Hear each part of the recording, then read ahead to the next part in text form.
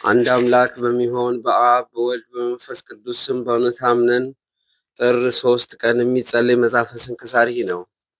በዚች ቀን ሄሮድስ ከሰብአ ሰገል እንደተረዳው ዘመን ልክ 2 ዓመት የሆናቸውን ከዚያም በታች የሆኑ በቤተልሔም በአውራጃዎቹ ሁሉ ያሉ ሕፃናትን ተገደሉ።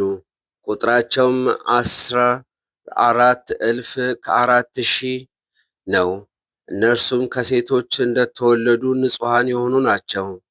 በከበረ ወንጌል እንደተነገረው ሰብአ ሰገልም ከሄዱ በኋላ እነሆ ሄሮድስ ሕፃኑን ሊገለው ይሻዋልና ተነስ፣ ሕፃኑንና እናቱን ይዘህ ወደ ምድር ግብፅ ሽሽ፣ ተመለስ ብዬ እስክነምነግር ከዚያ ኑር ብሎ የእግዚአብሔር መልአክ ለዮሴፍ በሕልም ነገረው። እርሱም በሌሊት ተነስቶ ሕፃኑንና እናቱን ይዞ ወደ ግብፅ ሄደ። ሄሮድስም እስቲሞት ድረስ በዚያ ኖረ። ከእግዚአብሔር ዘንድ ልጁን ከግብፅ ጠራው ተብሎ በነቢዩ የተነገረው ይፈጸም ዘንድ ከእነዚህ ውስጥ የከበረ ባለቤት ጌታ ክርስቶስ አንዱ እንደሚሆን ሄሮድስ አስቧልና። ጌታችንም ሥራውን ሁሉ ከብቻው ከኃጢአት በቀር ሠራ። በረቀቀ ጥበቡም ከሄሮድስ ፊት ሸሸ። ሄሮድስም አግኝቶት ሊገለው ቢያስብ ያለ ጊዜው መግደል ባልተቻለውም ነበርና ሰነፎች ሰዎች ሰው መሆኑን ምትሃት ነው ብለው ባሰቡ ነበረ። ስለዚህ የከበረ ባለቤት ጌታችን ሸሸ። ሁለተኛም እግዚአብሔር በፈጣን ደመና ተቀምጦ ወደ ግብፅ ይወርዳል ተብሎ የተነገረው ትንቢት ይፈጸም ዘንድ ዳግመኛ ከክፉ ነገር እንድንሸሽ ስለ እኛም ሊያስተምረን የግብፅም ጣዖታትን ያጠፋቸው ዘንድ ነው። ይህ ያህል ብዛትም ያላቸውን ሕፃናት መሰብሰብና መግደል ለሄሮድስ እንዴት ተቻለው? ተንኮለኛ ሄሮድስ ምክንያት ፈጥሮ የ2 ዓመትና ከዚያም ያነሱ ሕፃናትን አሳድገን ጭፍራ እንሰራለን ዘንድ የሚያዝ የንጉሥ ነገሥት ቄሳር ደብዳቤ ከኔ ዘንድ ደርሷል። ወርቅ፣ ብር፣ ቀለበት፣ ልብስ እንሰጣለን ብሎ ወደ ሀገሩ ሁሉ ላከ። ስለዚህም ከእናቶቻቸው ጋር ተሰብስበው ያን ጊዜ ከእነርሱ ዘንድ 1,200 ወታደሮች አውጥቶ በተራራ ላይ አረዷቸው። ነቢዩ ኤርምያስ በተናገረው ተፈጸመ።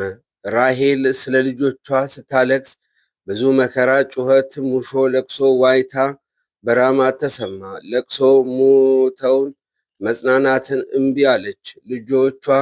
ልጆቹን አልሆኑላትም። ዮሐንስ በራእይ እንዲህ አለ። በታላቅ ቃል ጮሆ የተመሰገንህ እውነተኛ አቤቱ እስከ መቼ ነው ስለ ደማችን ተበቀለህ በምድር ላይ በሚኖሩ ሰዎች አትፈርድባቸውምን? አሉ። ከእነርሱም ወገን ለእያንዳንዱ ብሩህ ልብስ ሰጥተው እንግዲህ ጥቂት ቀን ዕረፍ አሏቸው።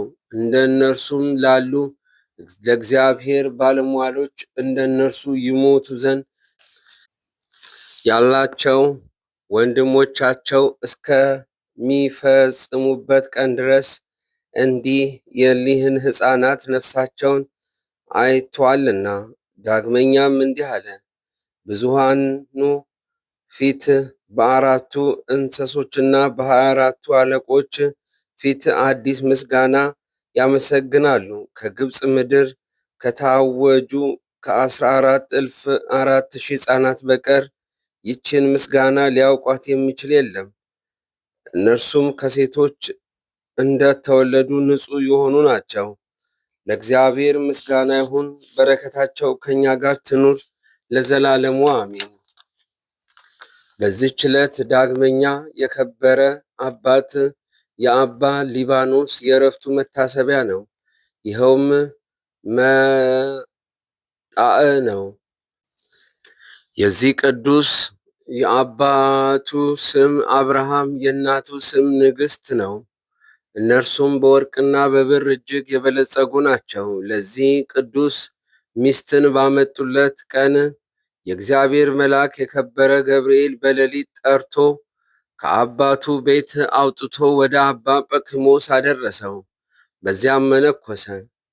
ከዚያ በኋላ ወደ ኢትዮጵያ ሄዶ እየተጋደለ ብዙ ዘመን ኖረ። ድንቅ ተአምራትንም በማድረግ ከዓለት ውሃን አፍልቋል፣ በሽተኞችንም አድኗል። የከበረ ባለቤት ጌታችንም አገልግሎና ደስ አሰኝቶት በሰላም አረፈ። ለእግዚአብሔር ምስጋና ይሁን፣ እኛንም በጸሎቱ ይማረን፣ በረከቱ ከእኛ ጋር ትኑር ለዘላለሙ አሜን።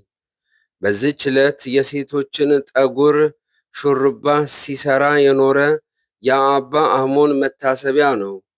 እንዲህ ባለ ሥራ ሲኖር የኃጢአት ማዕበል ሊያሰጥመው አልቻለም።